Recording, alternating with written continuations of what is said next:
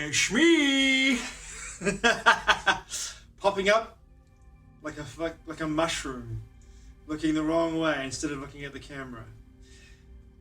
So last week I want to share this experience I had last week because I think it's really beautiful. And then last night I had a reaffirmation on this experience, and I think it's really important in this day and age as we have this divisiveness in 2022 that sort of come through from 2020 due to the nature of people's decisions about their bodily sovereignty and of course about what they believe to be true using their own discernment. But I had this beautiful experience about 4 weeks ago, actually about 5 weeks ago, where I met somebody who I was immediately drawn to. When I actually met this person, this woman, not a person because a person's an artificial entity in legal la la land. So when I met this beautiful woman, I had this immediate rapport with her.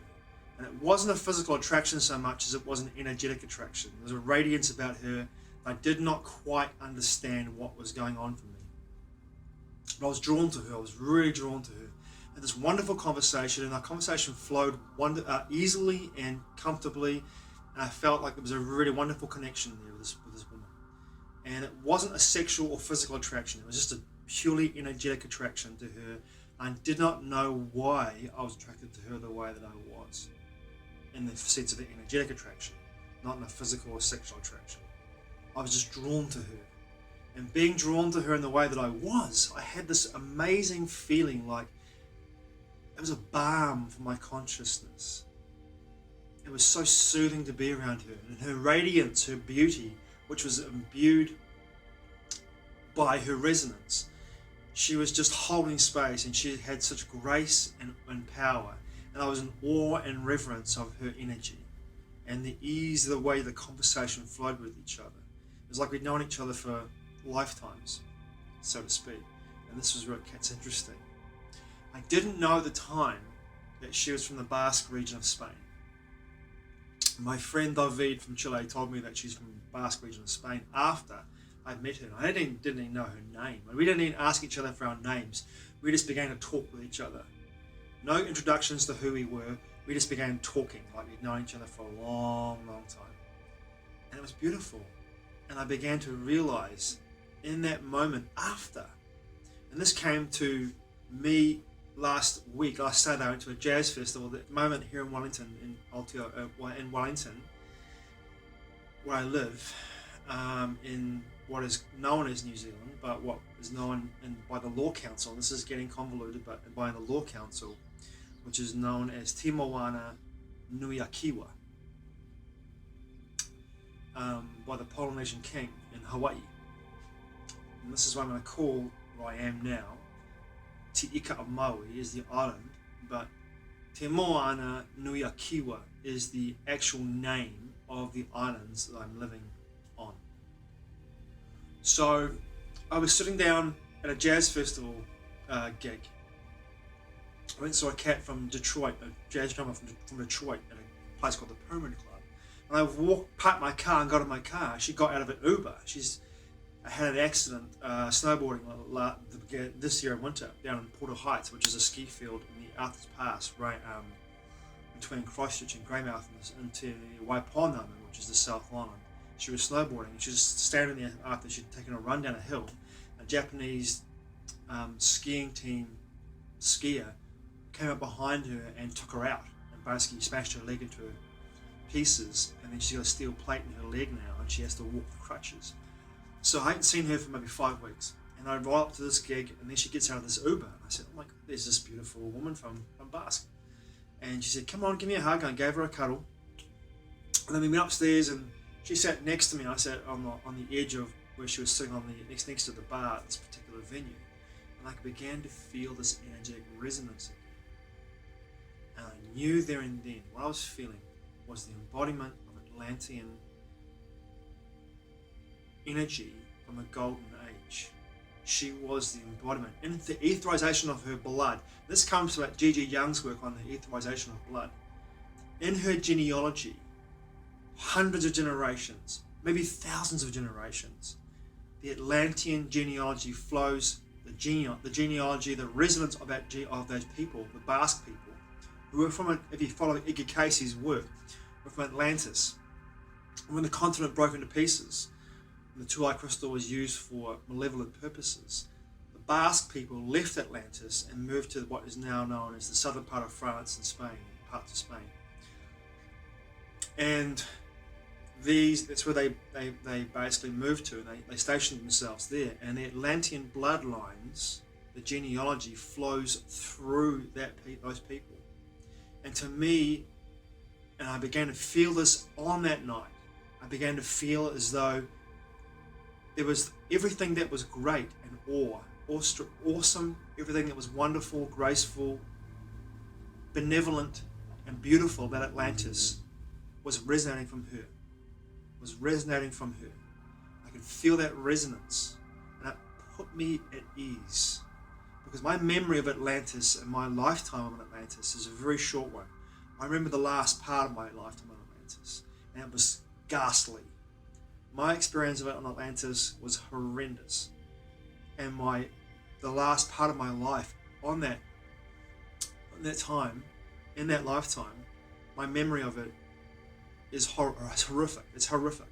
I wrote a story about it called Sanctum, a novel called Sanctum with Amon Sueño, part of myself, which I channel my novelist, part of myself, just on another level of existence. He and I channeled this information about my lifetime on Atlantis, the last part of it, and trust me, if you read the book Sanctum, you'll see for yourself.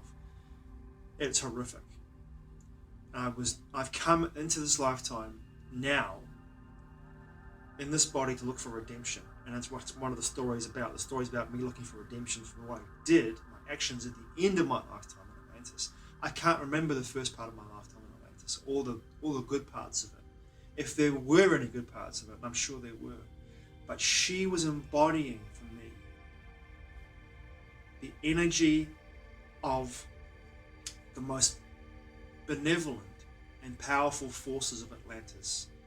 If I look at Edgar Cayce's work, she is the Amelius group embodied for me. Her resonance was so soothing to me in a way that uplifted me, and it made me feel joyful. My heart was so full of love and reverence for her in that space, not attraction. And my empathy for her made me move in a way that was loving. I went and got her a stool from the bar to put her leg up on, because I know that with a leg with a steel rod through it, when you're having your leg down all the time, it can be quite painful. So I empathized immediately with her and went, right, I've got to help her in any way I possibly can, because not out of any kind of way of anything, wanting anything from her, but because I empathized with her. She activated in me that sense of empathy, that compassion, that reverence. And I would look at her and say to her, there's a sense of upliftment when I see her, a sense of joy in my being when I see her and when I'm around her. And for me to be reverent in that way, I do that. My actions were not made with any kind of want for consequence of my actions. I didn't want anything from her. It was simply the fact that I wanted to do what love does, and love is a gift, and it gives without the need for reciprocation. And I had a moment last night watching Shantaran, the new Apple TV series from the book by Gregory David Roberts, where I can't remember the name of the OG, the gangster, but here's a word to Carla about what love is, and that set me off. It was like, it made me realize in that moment, it was like, yes, the universe was giving me the knowledge and also the gnosis, but also giving me the reaffirmation that what my actions were doing was simply that.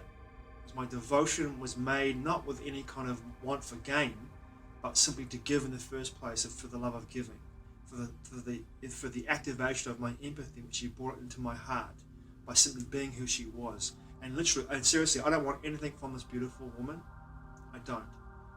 But when I'm around her, I felt so uplifted and so joyful. My heart was so full of love and so full of awe and wonder and grace by being around her. The rest of my evening just flowed beautifully and seamlessly. I had the most amazing night because of my connection with this woman in that moment. And I can't remember her name. She told me it. I got it out of her, but I can't remember her name. And we didn't really mention it. We didn't really ask each other for our names, or who we were, because in some ways that seems irrelevant to me. You know, what's more relevant to me is how I feel when I'm around this woman, and how it reminds me that there was a time on Atlantis, for me, a time of benevolence, a time of harmony and balance, a time of connection, a time of great upliftment for the culture that connected with not only the beings on the planet and the planetary consciousness itself, but beyond the five senses and beyond the senses of the body, to a level of awareness and connection that was interstellar, intergalactic, interdimensional. And for me, when I'm around this beautiful woman, it reminds me that these amazing people, the Basque people, in their blood, which is etherized. This is once again Gigi Young's work. You can find her work, gigiyoung.com, and also on YouTube, G-I-G-I Young. Her blood is etherized by in my perception, etherized by her genealogy. Hundreds of thousands of generations. The Basque people are Atlanteans. They are the Atlantean survivors. Well, one of the group of Atlantean survivors that moved from the continent into the Basque region. And to me, it was like coming home, but in a way that was far more nestling and nurturing than horrific. And I felt such a great level of peace around this beautiful woman, because it reminded me that I was fortunate enough to be there and blessed enough to know in that moment that there was a time before my time where everything was in balance on Atlantis. Thanks for watching. I truly appreciate it. Mate wa. I'll see you again soon.